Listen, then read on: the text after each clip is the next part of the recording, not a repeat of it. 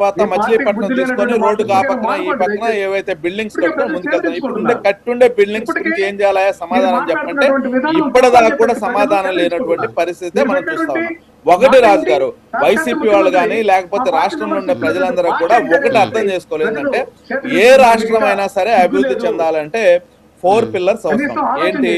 రాష్ట్రానికి రాష్ట్ర అభివృద్ధి సంక్షేమం, అదే విధంగా రాష్ట్రానికి అవసరమైన అదే విధంగా రాష్ట్రంలో లా అండ్ ఆర్డర్ కంట్రోల్లో పెట్టుకోవడం.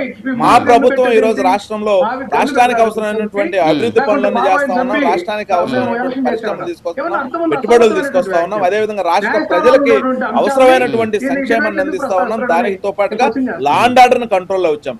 ఈ రోజు రాష్ట్రానికి అవసరమైనటువంటి మౌలిక సదుపాయాలు ఏవైతే ఉన్నాయో, ముఖ్యంగా అమరావతి అంటే ఒక రాజధాని మాత్రమే కాదు, ఇది రాష్ట్రానికి ఒక ఐకాన్.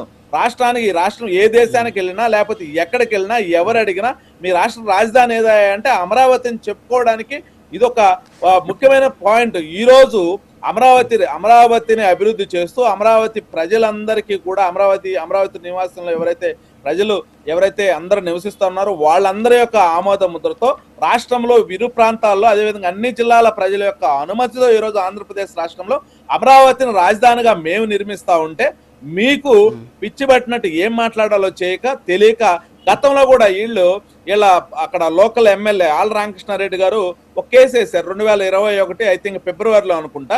ఈ అసైన్డ్ ల్యాండ్స్ కు సంబంధించి జియో 41 తీసుకొస్తే దానికి ఒక వ్యతిరేకంగా ఒక కేసు వేశారు.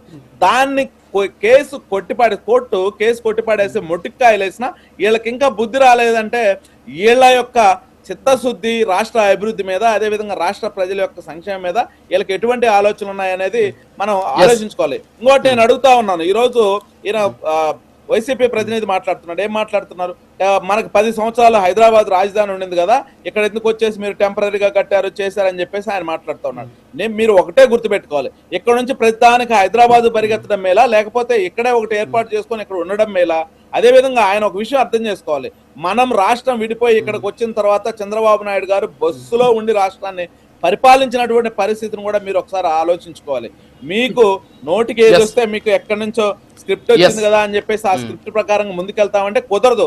ఈ రోజు అమరావతిలో ఏవి యూనివర్సిటీస్ వచ్చాయి, కాలేజెస్ కడతా ఉన్నాం, అదేవిధంగా హైకోర్టు నిర్మించుకున్నాం, అదేవిధంగా ఇప్పుడే ఏం చెప్పారు మనకు అవసరమైనటువంటి ఏవైతే కోర్టుకు అనుమతులు కానివ్వండి, అదేవిధంగా మనకి సచివాలయం సంబంధించిన బిల్డింగ్స్ కట్టాం, ఎమ్మెల్యే క్వార్టర్స్ నిర్మించాం, అదేవిధంగా సీడ్ యాక్సెస్ రోడ్ ఏదైతే తొండపాడు నుంచి స్టార్ట్ అయ్యేసి రేపమాపు NH16 మణిపాల్ హాస్పిటల్ దగ్గర మనం కనెక్షన్ ఇస్తా ఉన్నాం. దీని రాఘవేంద్ర గారు ఒక్క నిమిషం. రాఘవేంద్ర గారు ఇక్కడ ఒక అంశం ఏంటి అంటే మన డిబేట్ లో